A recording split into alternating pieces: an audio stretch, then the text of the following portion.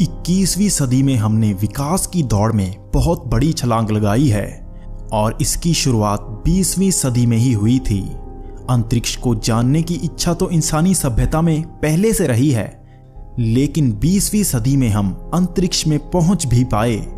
अगर हम कहें कि अंतरिक्ष में हमारी अब तक की सबसे बड़ी सफलता चांद पर इंसान को भेजना है, तो ये गलत नहीं होगा।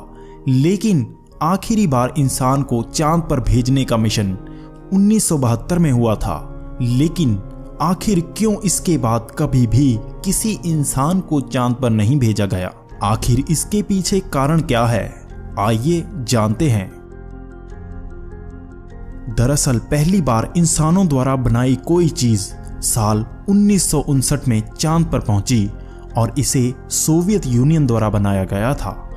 तभी से अमेरिका और सोवियत यूनियन में दौड़ लग गई अंतरिक्ष में अपने पैर पसारने की। लेकिन 20 जुलाई 1969 को पहली बार नासा ने एक इंसान को चांद पर भेजा। उसके बाद साल 1972 तक 6 मैन्ड मून लैंडिंग्स कराई गई, लेकिन इसके बाद अब तक कभी भी दोबारा इंसान को चांद पर नहीं भेजा गया।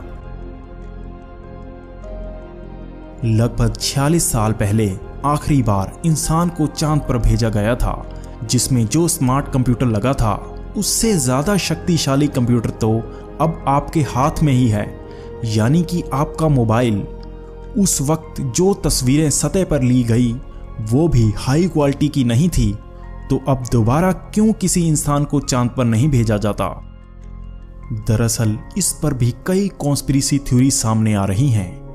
यूएफओ साइटिंग विशेषज्ञ इयोन स्टीवंस का मानना है कि चांद पर उन्नत सभ्यता निवास करती है और इसी बात को छिपाने के लिए दोबारा कभी चांद पर कोई इंसानी यान नहीं भेजा गया।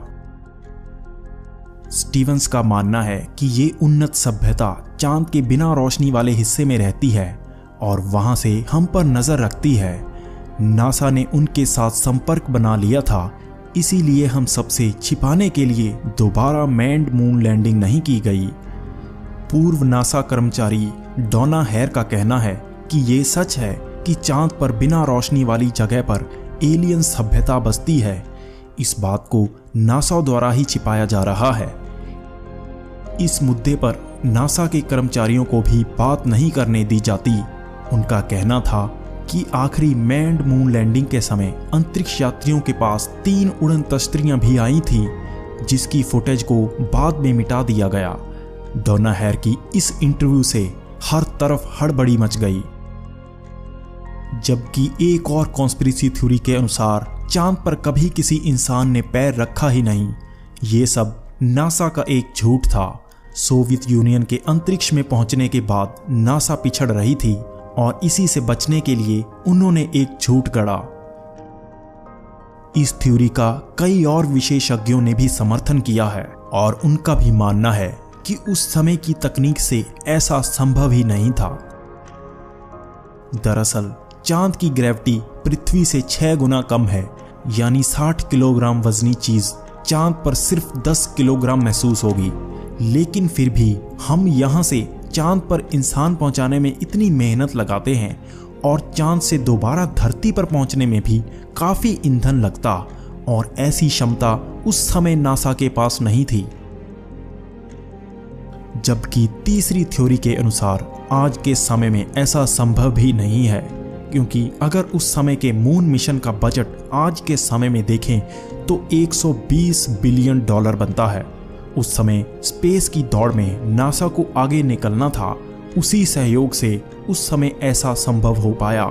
जबकि अब नासा का सालाना बजट 20 बिलियन डॉलर है और आज वो नंबर 1 पर है, तो अब उसे बाहरी सहयोग मिलना भी मुश्किल है। अंत में इन सब थ्योरी से हमारे मन में यही सवाल उठता है कि क्या सच में नासा ने इंसानों को चांद पर भेजा था? अगर हां, तो क्या वहां उन्नत सभ्यता आज भी बसती है? ये सवाल इसलिए ज्यादा गहराते हैं क्योंकि अगर 46 साल पहले चांद पर जाया जा सकता था, तो आज की उन्नत तकनीक से ऐसा संभव क्यों नहीं है?